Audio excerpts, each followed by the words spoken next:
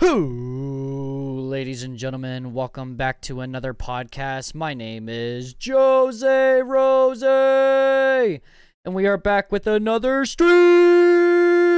Woo! Ladies and gentlemen, I am here to do another podcast of the Grapevine. Woo! And today, we are going to be talking about our usual topics that we did on the first episode. But today is a special one. It is special. You want to know why? Because we have Treeglobe for the podcast here today. We have a bunch of things that we're going to talk about. I just kind of want to do a little bit of an update before I just hop in here into the call here and let the guys prepare. Give them a few minutes. Josh and I have been working very, very closely getting stuff done here for the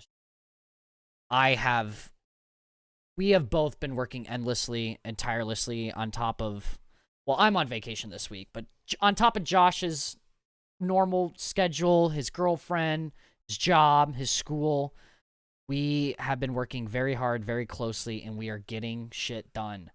So, hopefully within the next couple of weeks, we have some steady things going. No promises. They're kind of open up in the air right now, but we are doing what we can. Just be on the lookout for the messages. I am about to undeafen myself, and we are going to jump right into this. Let me actually go over here. Let me out window. Move up here so I can get the topics ready to go, and we're going to jump right into it, boys. So let me undeafen, move it to this stream, and then I can just cover myself up right over here. What is going on, boys? How you doing? Wow, Jose Rose 73. Woo! Thanks for having me. Absolutely, Treeglobe. How you doing today, sir?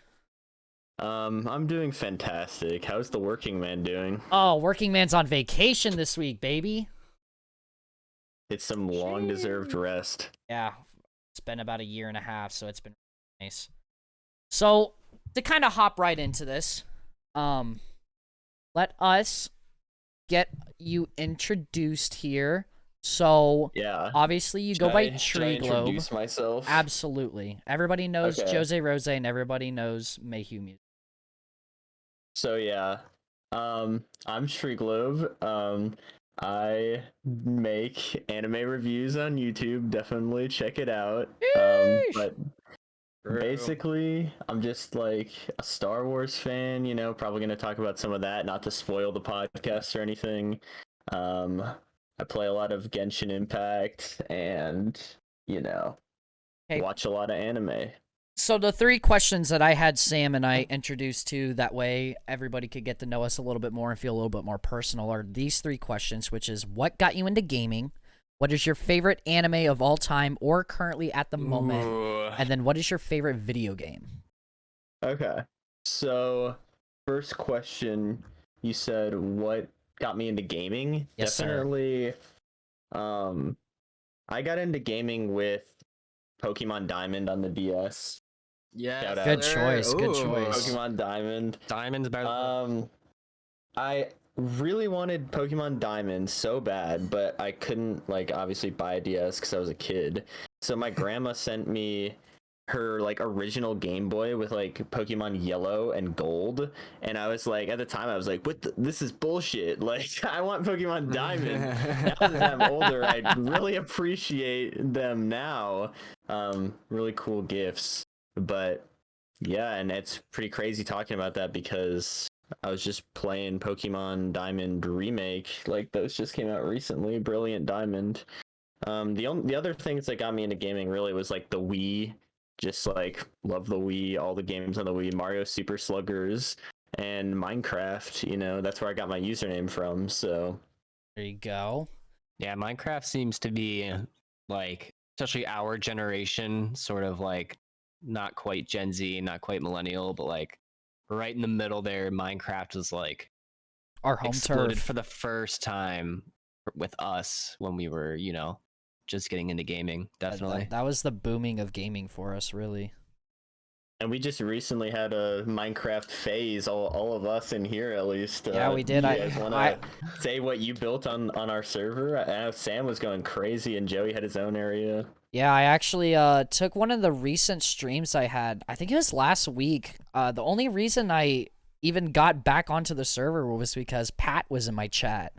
And I was like, you know what? Screw it. I'm going to pull up the Minecraft server and I'm just going to give a quick tour of like to my 7 or 8 viewers that was just chilling in my chat. And I was like, this is all we built in 3 weeks. And this is all, pretty fun. All survival. This is all we did morning to night. So yeah, shout out to Minecraft. And then your favorite anime of all time or at the moment, and then your favorite video game. Okay, so my favorite anime of all time is Code Geass, and because I think Lelouch is the best MC of all time, and I think it's the best completed story. Now, my favorite manga, though, is Kaguya-sama Love is War. It has a really good anime adaptation, too, but the manga is just, like, peak. On God. Everyone read it. On God. At the moment, let's see. I mean, we got Demon Slayer and Attack on Titan Sundays, like... the Demon Slayer manga is good, but they really are just going crazy on the animation, like above and beyond everyone's expectations. Like it's insane. Tengen's fight with upper rank 6 demon was just incredibly animated. Like, no, you can't even dispute. Like, it's just so crazy. Joe, I can't wait for you to binge it. I'm jealous that you'll be able to binge it, Joey, for sure. Yeah, that's why I'm not like super attached right now. I'm just like I'm waiting for the dubs to come out, and I'm just gonna be able to sit down and watch it and binge it, and it's gonna be way more enjoyable for me, I think. I'm definitely jealous because I'm a cringer. So, definitely. Ryan, just to kind of get all the boring stuff out of the way, just because I know every once in a while you'll sit in and watch some 100 Thieves matches with us, but that's true. Let's get the Valorant stuff out, and then we could just rant and talk about whatever the fuck we want. So, sure. We are going to talk about Pro Valorant. Holy crap, what an open qualifier we had, Sam. Actually, some of the most insane stuff we have ever seen. So it was pretty incredible. We had some huge upsets. So just to kind of go through the quick list of the big upsets. No Genji, no FaZe, KCP, Renegades, Andbox, T1, Moon Raccoon, Soar, Complexity, who just opened up a Valorant team. They didn't even make it. A-Crew, Ghost Gaming, BBG, Sonics, and then, obviously, no TSM. Of course. Shocker. I saw it coming. I won't lie to you. TSM, everyone was freaking out on Twitter this week about TSM not making it, and they were getting so much hate, and no hate to the guys. They're obviously amazing players, but I feel like what people don't understand about Valorant is that as we go along, tournament after tournament, we're just finding out that the game has a lot more, how should I say, like versatility to it. Yeah, a little bit, but it's random. It's more random than CS:GO.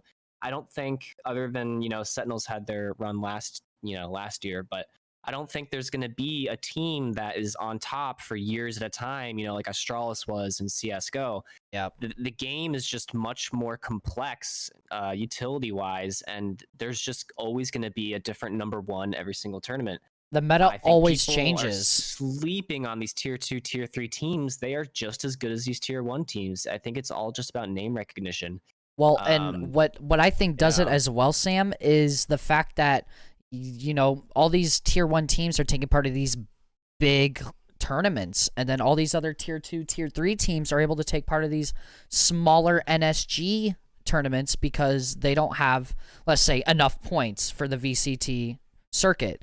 So they're able to take part in 2-3 different tourneys with other tier 2, tier 3 teams, and they're able to work with each other more, with their teammates, and they're able to scrim more, where you have 100 Thieves being like, okay, well, they conquered VCT2, so they can't take part of Winter Champs this upcoming winter because they're not in the lower, in the quote-unquote lower bracket.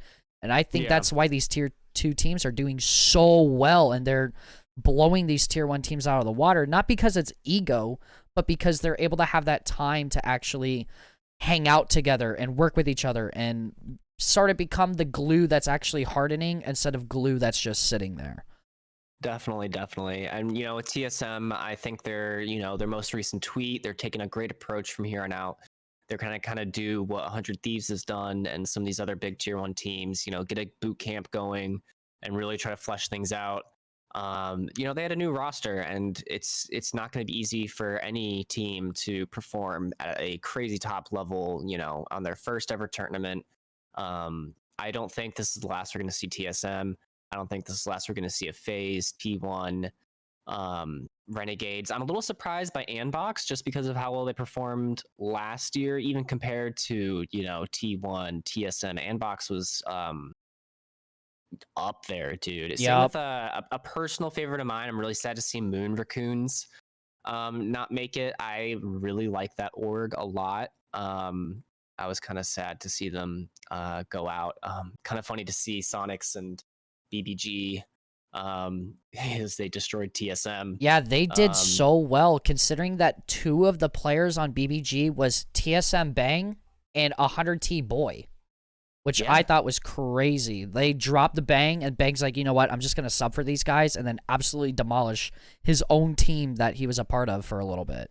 I thought that was hilarious. Yeah. So, TSM, they're taking all their members and they're going out to Texas and start taking part of the small tourneys and doing more boot camps. I'm hoping we get to see some Sabrosa popping off more. The team looked all right, but obviously there's something off. And as well as something that kind of concerns me is Wardell was not playing Jet as much as he normally would. He was playing a lot more Chamber, and I don't know if it's just because of Chamber's ult or if it's a better connection, but I felt like Wardell just always played better with Jet, and it just seemed like he didn't show up throughout the tournament as Chamber. I could be seeing something that other people might not see, but that was just at least what I saw from it. I mean, Chamber's a great opper, and Wardell is an amazing opper, so I wasn't too surprised by it. We saw Chamber a good amount, not every single team was running Chamber, but the more they add these new champions, heroes, I don't know, what do we call them? Agents. I think the more I don't know, how do I say it? There's not going to be as much of a meta anymore. I mean, of course there will be, but you can start swapping out agents for agents, I think. I don't think it's too much of an issue. I wasn't too surprised by that. I just think people are just sleeping on these other teams. It's not that TSM sucked. That's what I think. I also think that as well. I think the other teams are just getting better over time. And obviously, like we said earlier, the meta always changes. So yeah. As well as, I mean, FaZe getting out, that sucks because, shout out to Quan. But dude, Dicey looked really good. Really, really good for not being in the scene too much for the last year. He got dropped by 100 Thieves and just really didn't touch any org for a while. But man, from what I watched in some of the matches, he was like always top 2. Yep. And he was playing Reyna in a Sky. And I thought it was great. I thought it was awesome. And I very much enjoyed watching those games. Obviously, unfortunately, they didn't make it. But, Sam, you've heard me. Yeah, we love Dicey. You've heard me fanboy over Dicey for the longest time. So it was very refreshing to see him back out there and playing. And we're going to talk about T1.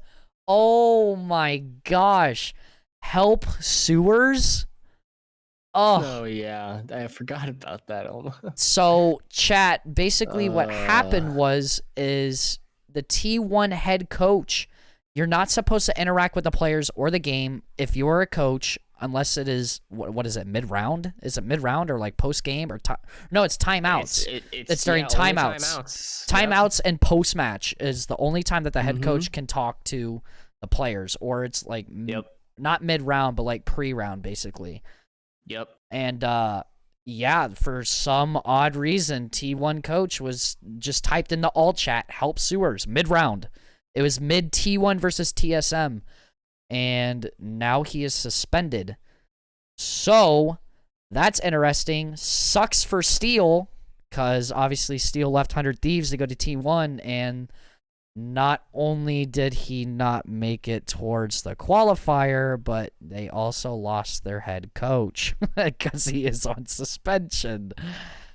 Yeah, I mean, I would be shocked if T1 was the only team doing that throughout the entire tournament. I think if everyone, I think I have a good feeling that some coaches or other coaches are also probably talking mid-round. But you know, it's still the birth of competitive Valorant, so you know, these rules have got to be put in place, and people have to be made examples out of for stuff like that not to happen. So, Well, don't bite it the hand. is what it is. Don't bite the hand that feeds you, right? Yeah, So, exactly. kind of close this off. Close qualifier participants for NAVCT1 for 2022. Sentinels, Envy, Cloud9, V1, Xset, The Guard, which is a brand new team. I didn't watch any of their games. We can get into that next episode. Energy, Evil Geniuses. Dre was looking really good. Shout out to your boy Dre. Knights, Luminosity, Rise, and then lastly but not least, our Kings, 100 Thieves. I am so excited to watch them play. I'm just like you were talking about earlier, Sam. I don't know how well they're going to do, considering they do have a new roster with Baby J and Essies, you know, new team. You're coming in, you know, boot camp and scrims can only do so much, but when you're actually there, like playing that tournament, anything can happen. And closed qualifiers will be beginning February 11th through March 27th, which, why is that such a long time? I have no idea, because they literally ran these tourneys in like half a week. So I don't know. I am assuming games will probably only be towards the weekend, Friday, Saturday, Sunday. And I'm sure they'll, I don't know, man. I think it's a double elimination bracket, right? Probably double elimination. I don't know. That just seems like such a. That just, you know, it means more Valorant for us. So yeah, I mean, I won't complain if I get to work my week and then enjoy coming home to watch some Valorant. Then so be it. Just, yeah, obviously, really excited about 100T playing. That's our team, but I'm also interested to see how Envy are doing this season. Yep. They were always like on the cusp last season, you know, of being the number one or even number two. Sometimes they could never quite pull it off. So I'm excited to see how they do as well. And obviously, Evil Geniuses. I'm a huge fan of your boy Dre. I think he's gonna kill it this season. But yeah, that's all I really got for this past week. I hope so. I hope to see Dre do good. It seems like the teams are not giving him what he's worth, because ever since he first started under 100 Thieves, he has blossomed into a player.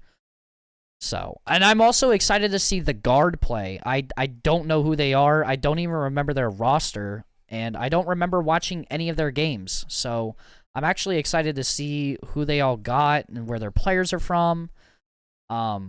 I'm the same boat as you. I'm excited to see Psalm on there. Oh yeah, duh, Fortnite Pro. But yeah, that's all I recognize. Oh, and Jonah P. Yep, Jonah P.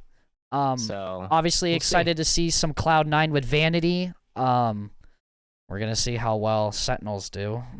And then Envy, they seem to be the top dogs at the very end of the bracket, and then they just fell apart.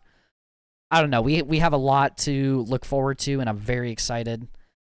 And now Mr. Treeglobe can come back and he can start talking to some of us. Also, quick note, Nadeshot finally hit Immortal. Let's freaking go. I watched that live on stream. It was so sick. So now to get into some of the content creator news. Pokimane and JiDion are now friends?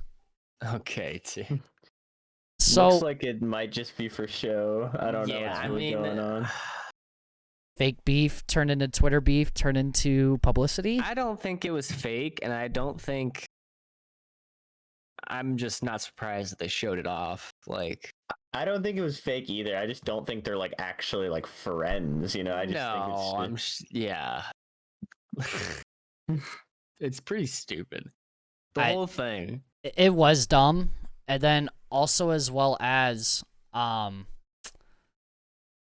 god, what was I gonna say? Oh, we just learned last night that Jessica Blevins stepped down as a manager for Ninja, which is hilarious.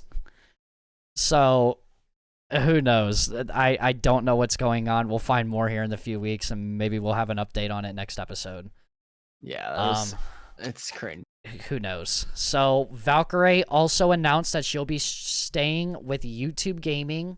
Let's go. Very epic. Pokimane Epic. stays with Twitch. Not shocked at all. Literally. Yeah, definitely not. She's their No, mascot. Yeah.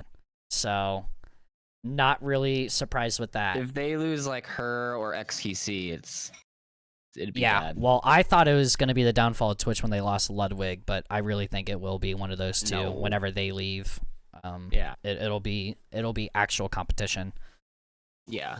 So let's get into some anime and gacha games talk, boys. Now we're talking. So just as a forewarning, if you are watching the stream, there are going to be some spoilers that we might talk about with future animes. We're going to try and keep it as vague as possible, but if you don't want any spoilers, I would just mute the tab. We'll warn you. Yeah.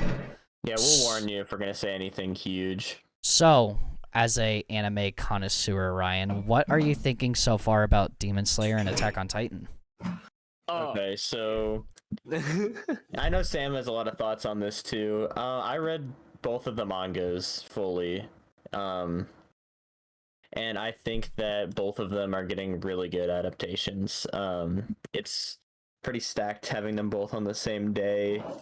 I would say, like we were talking about it the other day, Attack on Titan is doing a lot of story stuff right now, and Demon Slayer is doing a lot of fight. Yeah. So Demon Slayer is kind of popping off for a lot of people at the moment. But Attack on Titan is in its like final arc here where they're doing like there was the plot twist that everyone knows about that like the Yeah, we won't Titans, spoil it for you, Joey, but like the Titans are in the walls and then like Marley is on the other side and all that kind of stuff. Like those are two huge twists from the past that everyone knows about now.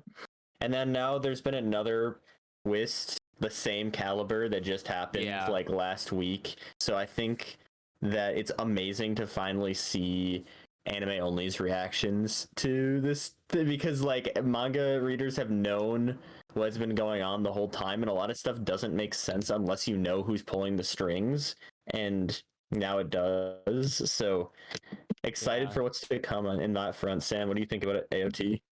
It's so funny that you like knew this entire time and didn't say anything to us and everything, and Joey doesn't even know what we're talking about. I'm lost.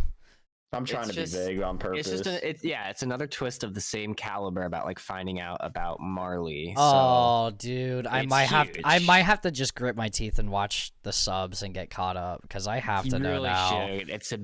It's huge deal. And there's also more to come because of that. Like it starts going back and recontextualizing stuff we've already seen and accepted in a different light now that we know what was really going on. Oh, that's so epic. I love it when TV shows and animes do that. Oh, that's so awesome. No, yeah, and it's one of the things, like, especially this most recent twist where you go back and you're like, oh, okay, like, that's why he did that at that moment, or stuff like that. And I just love stuff like that. Like, AOT is on top of, like, just story development and character development. Like, I'm not a huge anime connoisseur, but, like, the character development of Eren Yeager is just insane. Yeah, absolutely insane. Agreed. It's crazy. There's a lot. There's like a lot coming still. Like there's one big thing that I would say, not like a plot twist. I mean, it kind of is a plot twist, but you're like, no way. Like there's gonna be that moment where people are gonna be like, no, you can't be serious right now, and I just can't wait to see. It's gonna be like very soon. Is it kind of like what happened in season 3 with the decision? Yeah, Oh. kind of. It's not.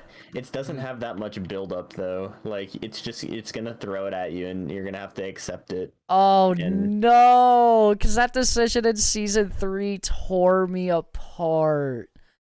Oh. yeah, I wouldn't say it's as crazy as that. It's just like unbelievable. It's not like a dramatic moment. It's just like you're gonna be like, it's an oh shit moment. yeah.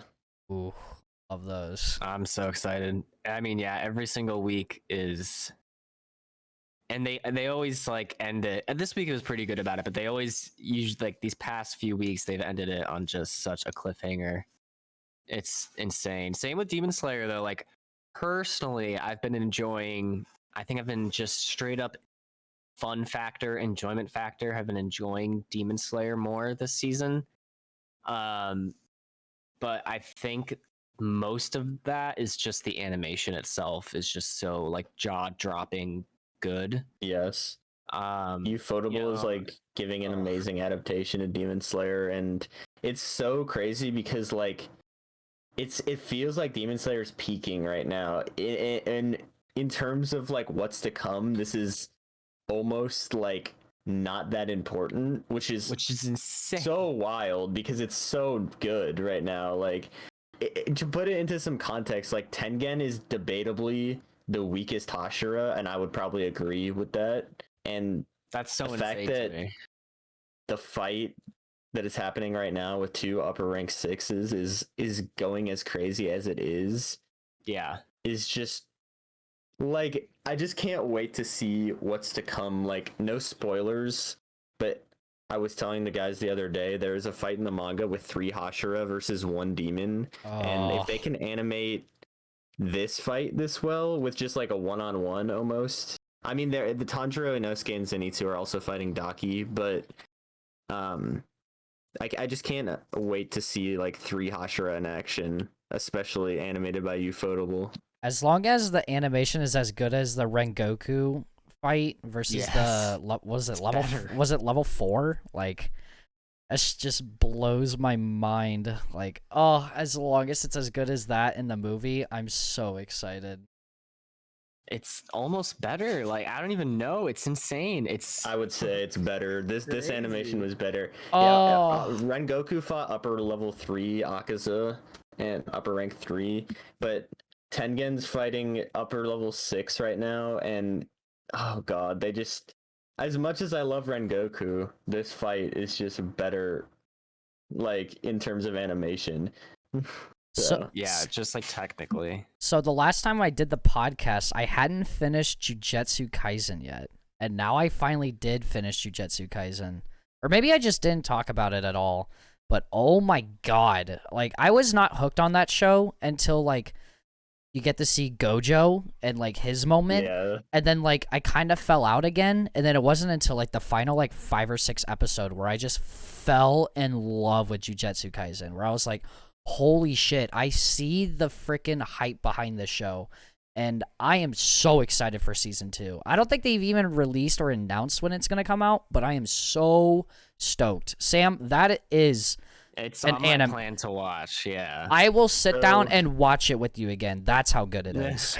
Jujutsu Kaisen is so good because it's like it takes the typical shonen formula and just like makes it fun. Like it doesn't stick too close to the story beats in terms of like what has to happen. They like use they use old formulas like Naruto and stuff like that. Like they take a lot of inspiration from a lot of shows and they don't try to hide it, but they just really, I don't know, they just revitalize it. Like for me,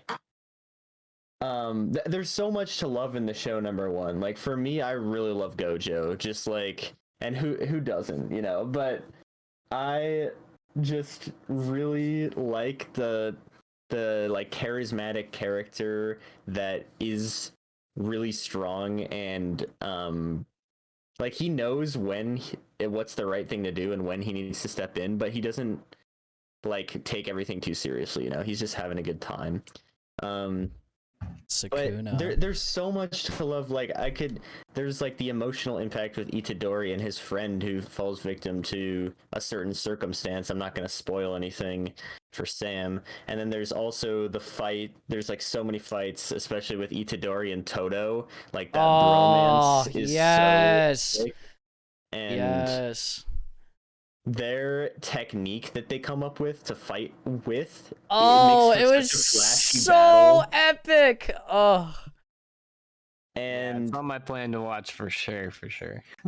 Oh, it was so it's good. definitely worth it. It's like when people are recommending anime these days, like it used to be like, oh, watch Sword Art Online or like watch Soul Eater or My something. hero. Now it's Demon Slayer or Jujutsu Kaisen. Like those are the two fundamental shows to start people off with because they're so accessible to such a wide audience that even if you haven't watched anime before, you're probably gonna like one of those two. Easily.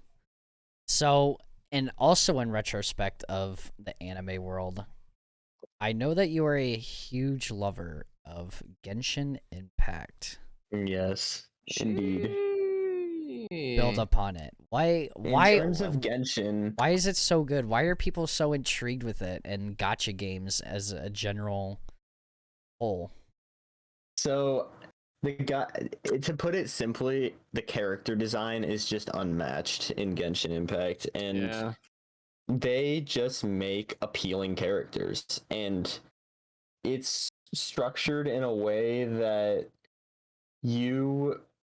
it's a free game and you don't have to even pay money to beat the game, but like you almost want to pay money.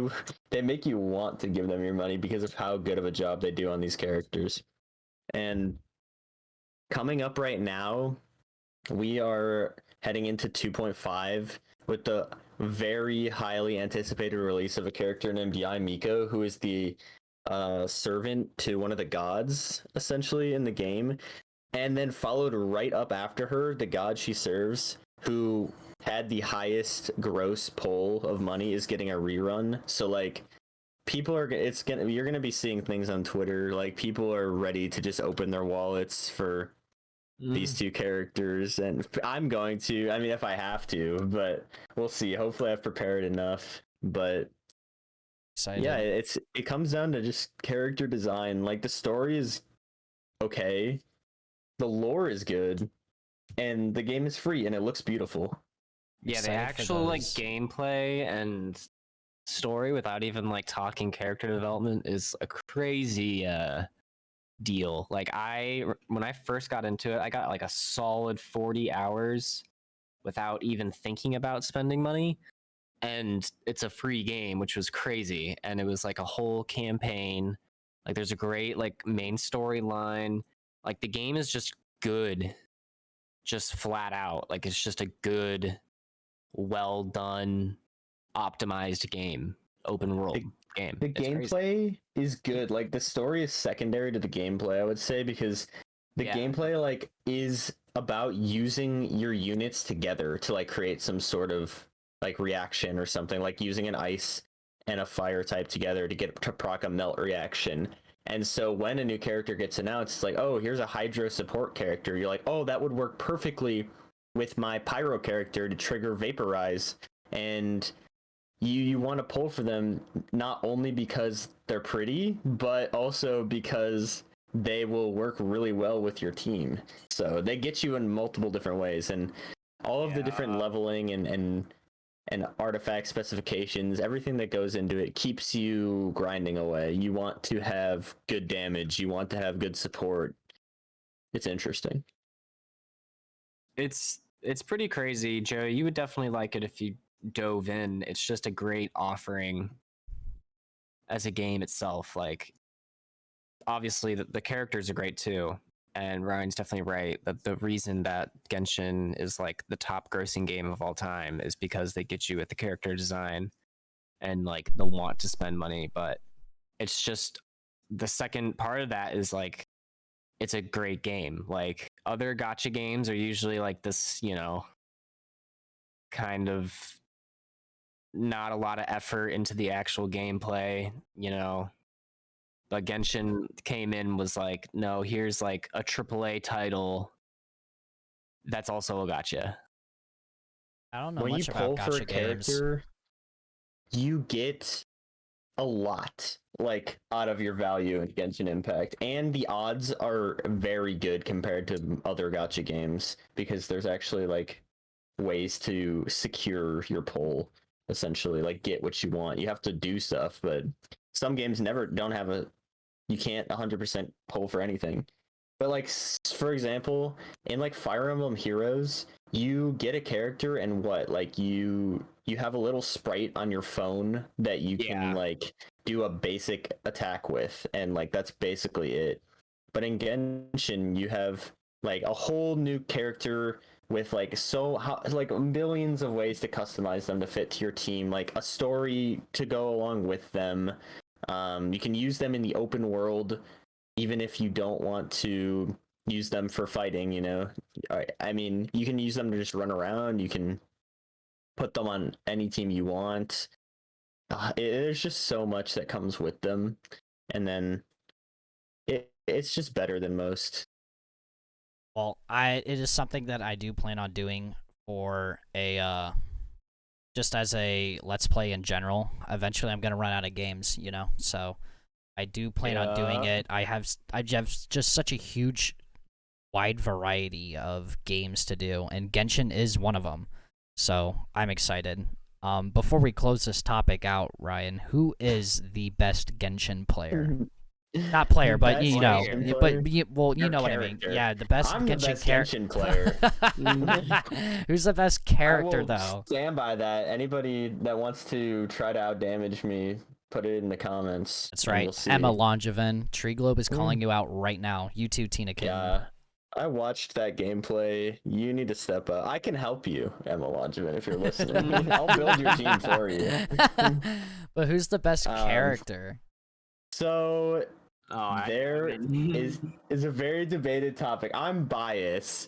The top 3 DPS in the game, and I don't want to hear any debates, is Ayaka, Xiao, and oh man, I'm gonna make people angry, but it's Hu Tao, and I don't want to hear any. It's either Hu Tao or Ganyu. Now Ganyu does multi-target DPS, which is cool, but you have to sit back and fire your bow over. I like both of them, but I'm biased towards Hu Tao. Ayaka, Hu Tao, and Xiao. Especially if you use like Venti's ult to pull enemies in, Ayaka can just shred everything. But you know, we will see in the future. Ayato, Ayaka's brother, just got announced as a Hydro on-field DPS, which is going to be pretty interesting. So we will see. Anyway, Hu Tao for life. I'm a stan. I'm looking forward to another Discord call of just opening, using all your shards and your shrines. That's the best part. You grind for months, and then you, like, so much work goes into it, and then you can just sit back and, like, stream for your friends and just have a good time. Just blow your load. Streaming for your friends is so fun. The wishing streams. Oh my gosh, Ryan sitting there and then you opening Hu Tao and then getting her weapon was honestly easily one of the best Discord nights I think I've ever had in a long time. It just was spectacular. Hearing you scream at the top of your lungs like I did last night, just like, yes, finally, let's go.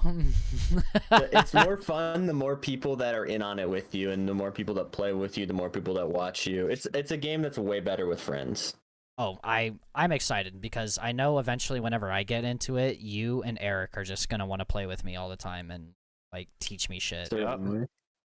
So, close out that section. Let's finally get into more topics for all of us. GTA 6 is currently in production. Finally, after 10 years, we are finally getting a new one in the next upcoming years. Thoughts?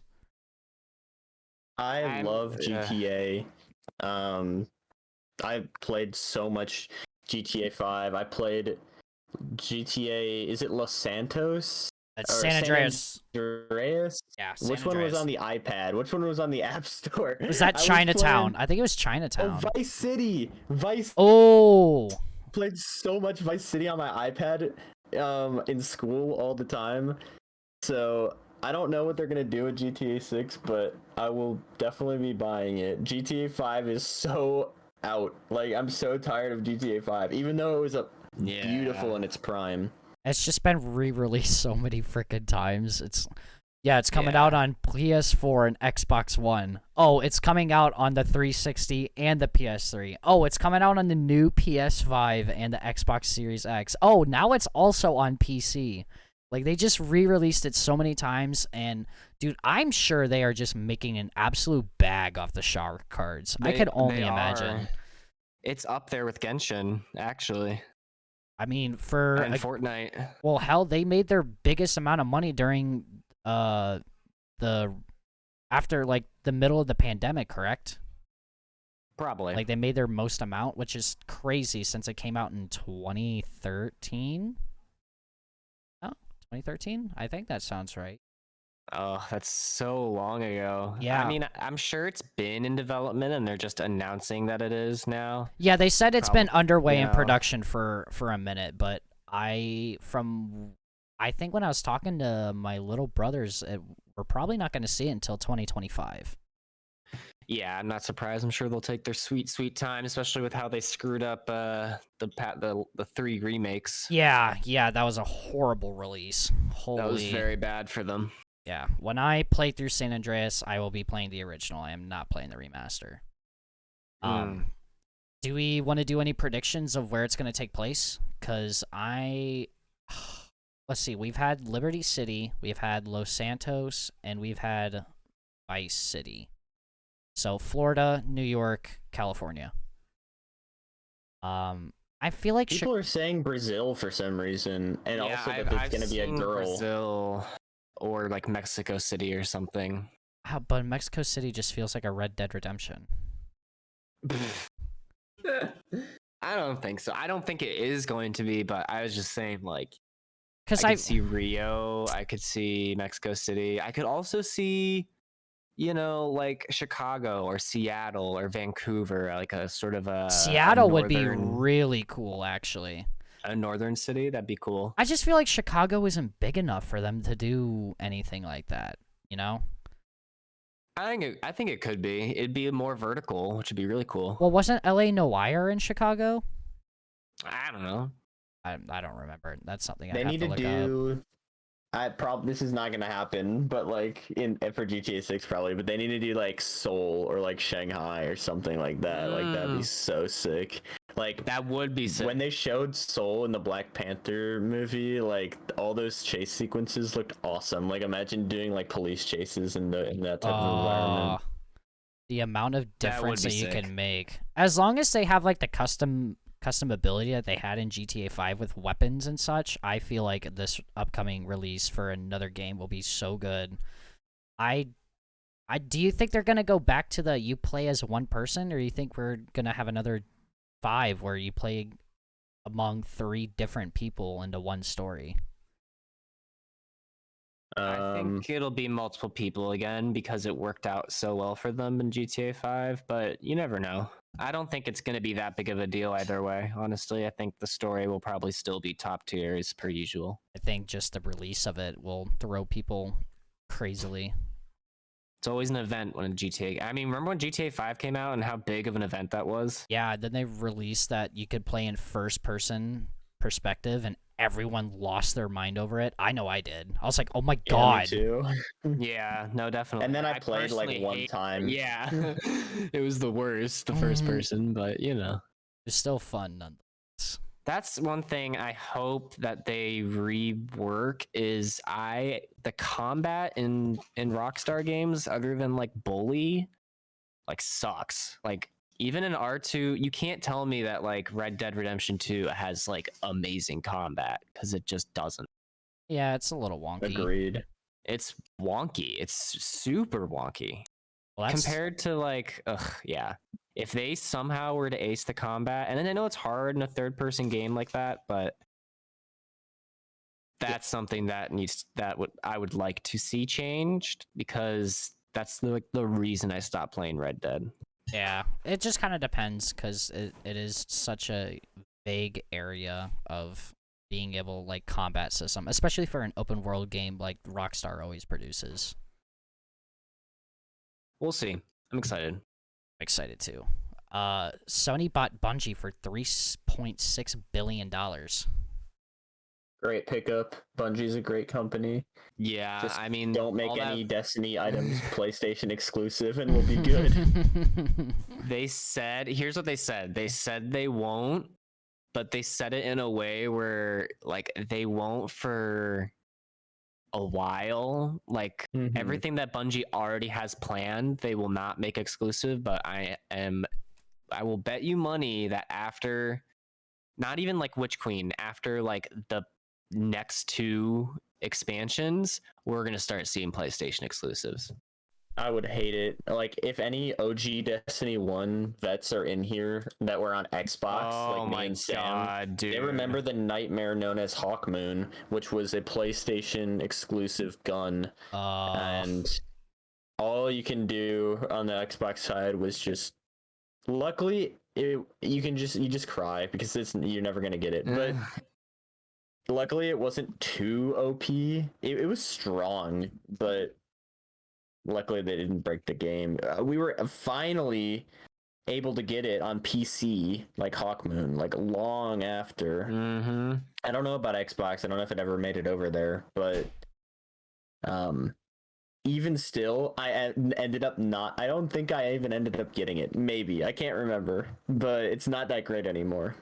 Yeah, it's nothing that it used to be. But yeah, that was the worst. And like, Sony is just a little bit more of a bitch about that stuff. Like, they love their exclusives. They're not as like open-ended as Microsoft is, you know? Like, I don't think that this was definitely not a reaction to the Microsoft buying Activision. Definitely not. This was probably in the works for months and months and months.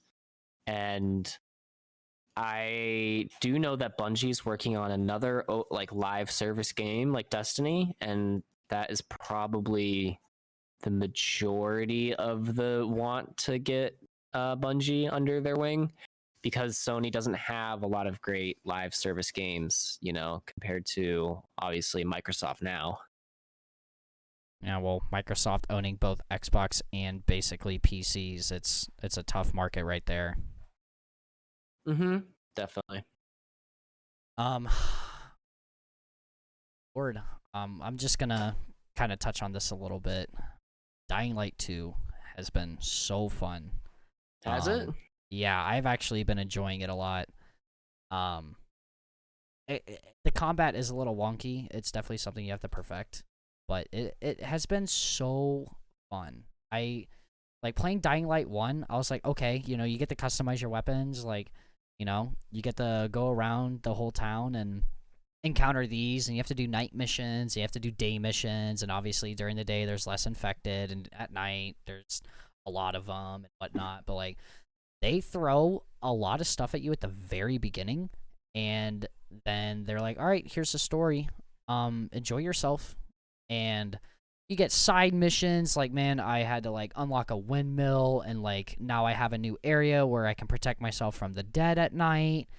And the parkour is a lot of fun. And at first, I also thought it was wonky until I started talking to my other friends who are currently playing it. And they're like, the parkour is wonky at first. You'll get used to it. And then once you start unlocking more parkour skill points, the parkour becomes so fun. You could just access anything at any time, whenever. So as I continue to play it, and obviously my view of it's going to change. But so far, it's about like a 7 out of 10 game for me right now. Okay. But I've enjoyed it a lot for as much as I've played. I'm also just like doing 20 different things all at once right now, so I'm a little bit sidetracked when I am playing it. Just dealing with you guys, dealing with work, dealing with stream and Twitch and business stuff. Like, even with me being sidetracked, it still is a very good game. So I can't give enough of what a great game it has been so far and what I expect it to be. And I still have yet to have a multiplayer experience yet. So Sam, whenever you decide to play it, I'm definitely down to be duoing together for stream. Yeah, I'd be interested. Just I might have to wait for a sale or something. You know. Yeah, I don't blame it you. seems fun, but the amount of story that's in it just kind of turns me off a little bit.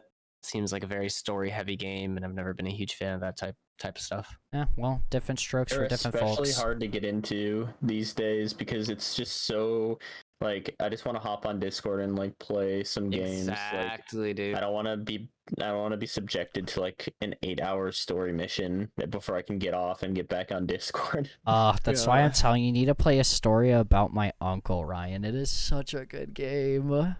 I know, I own it. I've always wanted to play it. Yeah, shout out to Leafy. Yeah. Of all people for that Popularized game. Made it so popular. I wanted to talk about this last episode, but because you weren't here, Ryan, I feel like there wouldn't be enough hype around it. Lego Star Wars Rise of Skywalker. Oh my god, I am so excited for this release. Yeah, it is gonna be amazing, and there's so many people that have been looking forward to it. I mean, Lego Star Wars, the complete saga on the Wii was like a fundamental gas like moment in my life. And I don't know, just like when you first load up into that first Phantom Menace, like with Qui-Gon Jinn and Obi-Wan again for the first time, like it's gonna be amazing. I hope it has online multiplayer. And I know we're going to be getting some extra content from like the Mandalorian and stuff like that. So I could not be more excited. Dude, I think I am going to get the pre-order, the deluxe edition, and I'm going to get my Mando figurine in the game. I thought it came with... Oh, are you talking about the digital one? Yeah, I think so. The physical one comes with a Luke Skywalker blue milk minifigure, and the digital pre-order comes with a Obi-Wan character. Sheesh. Well, I'm getting the digital. Mandalorian's gonna be DLC. Oh, well, I'm buying the DLC. Like, that's not even a question. Considering how good Mando and Book of Boba Fett have been. Yeah, I was gonna talk about that. One last thing before we do those, the open world concept of the Skywalker Saga Lego game is gonna be crazy that you can fly to all the different planets whenever you want. Like, oh sheesh. I get to go to Coruscant. Oh, and just walk around, and there's like side quests you can do and stuff. Oh, man, it's like the most in-depth Lego game ever. I can't wait to go to Alderaan. I don't know if anybody played the Lego Clone Wars game, but they're taking a lot of concepts from that and really mastering them this time. So oh really? It was ahead of its time. Yeah. Oh sheesh, I played a little bit of it, and the levels that I'm talking about. So that's actually kind of exciting too. I just don't know how they're gonna, like, I watched a trailer for it. You and me watched it like twice through, and just an open world for a Lego game. I just can't see it, but obviously, I mean, I'm pretty sure it's gone gold now. Like, it's ready for release. So I'm excited to see how they actually figure it all out. Or, well, at least when we get to see it, they have figured it out. I'm just excited to see how it all pans out to work, is what I'm trying to say. Yeah. I remember 100%ing the complete saga, and it was just a beautiful masterpiece. Amazing. Such a good game. Can't wait to see how many characters they cram into this one. Yeah. And so, like, wrapping us up here in what you were leading up to, the Book of Boba Fett is insane. I don't know how spoilery we want to talk, but we'll keep it as vague, as in, oh my god, shout out to Jon Favreau and Dave Filoni. Actually, masterminds of Star Wars. I'm just going to come out and say it. Fuck you, Kathleen Kennedy. You're horrible for Lucasfilms, and I hope that you never have to touch another Star Wars movie again because you ruined the sequels. And now at the current moment we're at, Ryan, depends on whether the sequels will be canon or not. So, there's a lot of debate about that right now. I honestly could not say. I would not be disappointed though if they decanonized the sequels. I hope so. Crazy. I hope so, and it could just be like a Star Wars Legends kind of thing. And we get to That'd be find out. awesome. We get to find out tomorrow, Ryan. I'm so excited. Dave Filoni is a mastermind, a genius, a god, perhaps, and he made moments that Star Wars fans have wanted for their entire lives happen. Like even in the last episode, even like talking specifically, I think that if you are listening right now and you don't want to hear, this is your official spoiler warning. Yeah, you got 5 seconds. 5, Yeah. 4, 3, 2, 1. Holy shit! We saw Cad Bane. Oh Yeah, my Cad god. Bane in live action was amazing. The specific moment I was referring to is Luke Skywalker meeting Ahsoka, which people have been dreaming of for years. Oh, so good. That episode was so fucking goated. Cad Bane's entrance is like the coldest of all time, besides like the hallway scenes, obviously, with Darth Vader and Luke. Easily. But Cad Bane is amazing. I love when they bring characters from the Clone Wars and Rebels into the live action, because the Clone Wars is the best Star Wars content ever, in my opinion. Easily, I agree. The only things that could topple it is like the Mandalorian, the Book of Boba Fett. Depending on what happens, like it's just like they love the fans and they do fan service in the right way. Unlike Rise of Skywalker, like just little things like getting to see Mando get a Naboo starfighter as his new ship, and just pleasing the fans by like. There's just like seeing the fact that Boba Fett has his own show right now is insane. Yeah, like, none of us would have crawled out of the Sarlacc pit and is just a main character. Like is amazing. They are doing so much, and you and I were talking about it earlier this week, Ryan, where they have reached the point to where they can almost take any Star Wars character now and literally just make an own little like quote unquote documentary storyline of like what happened to them. Like, we can potentially get a General Grievous series of like before he became General Grievous. Like obviously it's in the comic books and other books itself. Amazing. I love General Grievous. Slept on character. I honestly think it will be more huge than Mandalorian in my opinion if they make the General Grievous series well. That's just my opinion. The Obi-Wan show is going to be crazy. Like, Obi-Wan's my favorite Star Wars character. And that's speculated to come out on Star Wars Day, which is May the 4th. So I'm also stoked for that. And we got to know more that is going to be 6 episodes long, an hour each. Amazing. So, and then we're Couldn't getting ask for any more. And then we're getting Ahsoka this winter? Question mark? I think so. And then we're going to be getting that, and they're talking about General Thrawn from Rebels and possible Ezra, question mark? Just like, God bless Dave Filoni and Jon Favreau, because they could easily make this happen. I will just say, to kind of put a bow on everything, like for me, just like watching episode 6 of Book of Boba Fett, like the entire time, and you can attest to this, I was just sitting there like, I was just like, my stomach was just, I had such good feeling. Like I was just feeling like a kid again, I was just, every second I was like, this is amazing. This is what Star Wars should be. This is Star Wars. This is all we've ever wanted from Star Wars. And I'm enjoying every moment of this episode. That was Star Wars. If they give us anything remotely like that in the future, anything remotely like that, it's going to be amazing. Like, we just have so much more content to look forward to. Like I said, Ahsoka, we have Obi-Wan and Anakin series, we have Bad Batch Season 2 confirmed, we have Andor coming out sometime this year, which we'll see how that one goes. We have Lego Star Wars coming out. They're working on the open world Star Wars game. It's just like, if you are a Star Wars fan right now, you are living in the prime, basically. Like, ever since Mando came out, like, this is prime time for Star Wars lovers, because they are actually giving their time and their worth and the money towards it to make sure that we are enjoying and getting a great experience of the Star Wars universe. Do we have any other final comments, touches before we wrap this up, boys? Keep doing Luke right. Keep doing his character right. We love this Luke. We hate the sequel Luke. I agree.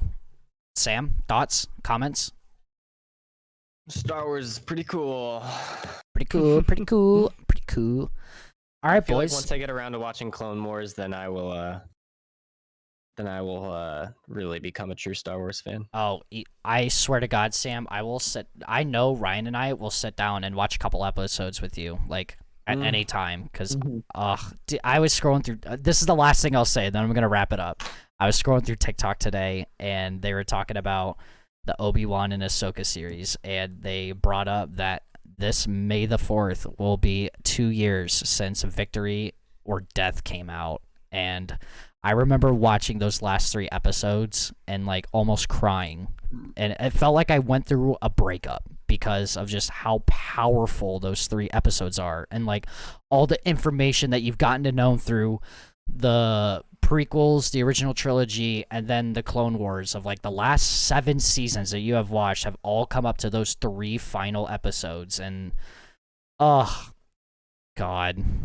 The way they paralleled it with the Revenge of the Sith, like taking place at the same time as Revenge of the Sith, was incredible. Like, literally dream come true from Star Wars. Best ending possible for Clone Wars. Ahsoka's amazing. Rex is amazing. Darth Maul is the king.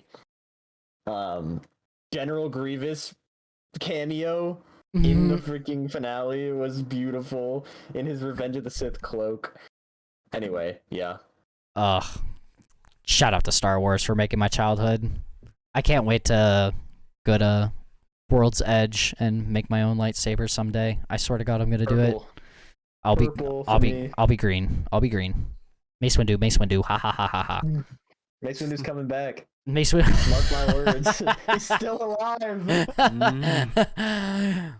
Samuel L. Jackson. If we see Boba, if we see Mace Windu next episode, I'm gonna lose my freaking mind. The oppression of the Sith will never return. All right, ladies and gentlemen, I appreciate you for sitting here and being here with the boys. Treeglobe, I will see you next episode with Josh. So that'll be here in 2 weeks, where we'll be looking at the 28th, yes, 21st to either the 20th through the 22nd or the 27th through the 1st. We're working it out. But it will be us 4. We'll have a little bigger of an audience, and then after that week, we are going to have possibly Kayla on. So nice. Kind of introducing someone other than just the boys. So if you're sticking around, I appreciate you. I am going to end stream and start back up, and I'm going to hop on some Overwatch if you guys are interested in joining me. Oh no. I know Josh. I will, Joey. I'm gonna, yeah. I know Josh will join. Again, any last words before I end it, boys? I hate Overwatch. All right, ladies and gentlemen. Thanks for having us, Jose Rose. Absolutely, boys. Jose Rose 73. Shout out Josh for the artwork. Shout out Josh. Shout out Josh. Shout out Crank. Shout out Mayhew Music. Thank you for letting me use your music. Shout out to the other boys for letting me use your music. Possible partnership. Shout out to you. This is episode 2 of The Grapevine. Thank you so much. And if you don't know, you will be hearing it down the grapevine. That was cringe. That was cringe. All right, I'll see you, boys. I'm starting back stream up, so all you got to do is press F5. Thank you.